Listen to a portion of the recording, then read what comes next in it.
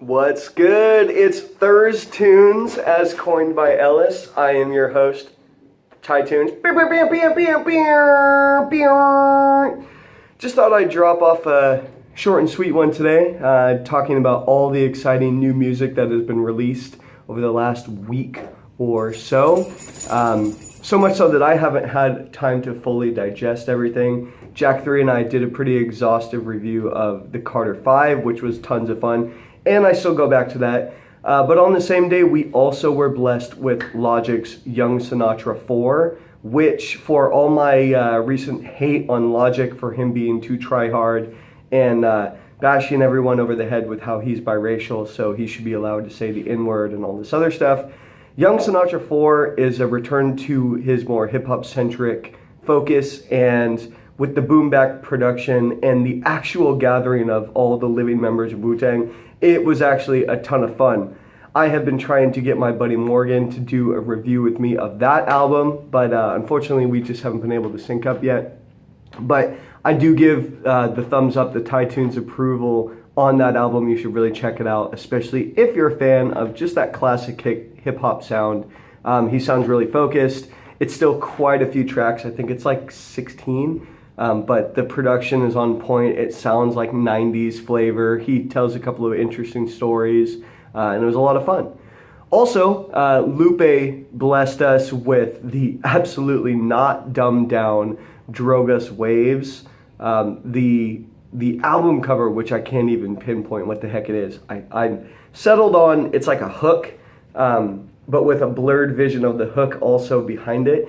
It's really confusing. But this is Lupe at his absolute storytelling best. From what I can gather from reading on Reddit and other forums, it's a story of these slaves from the early 1800s that were thrown into the ocean, the Atlantic Ocean, that became supernatural beings, and they hung around underwater and protected other slaves that were tossed overboard slave ships, and also became pretty prominent figures in today's society.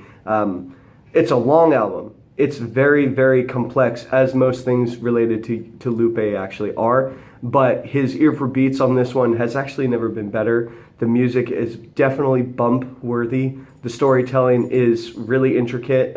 He has a cool couple of concepts, both dealing with children that passed away at an early age. The concept for Janelle Forever, I believe, is a little girl that died in Chicago, literally at like 6 months old. His story is her growing up, becoming this very well-known doctor, very intelligent, and instead of accepting like a high-paying job, she stays in Chicago and eventually helps out a father with a dying baby. And the story revolves around the baby being her.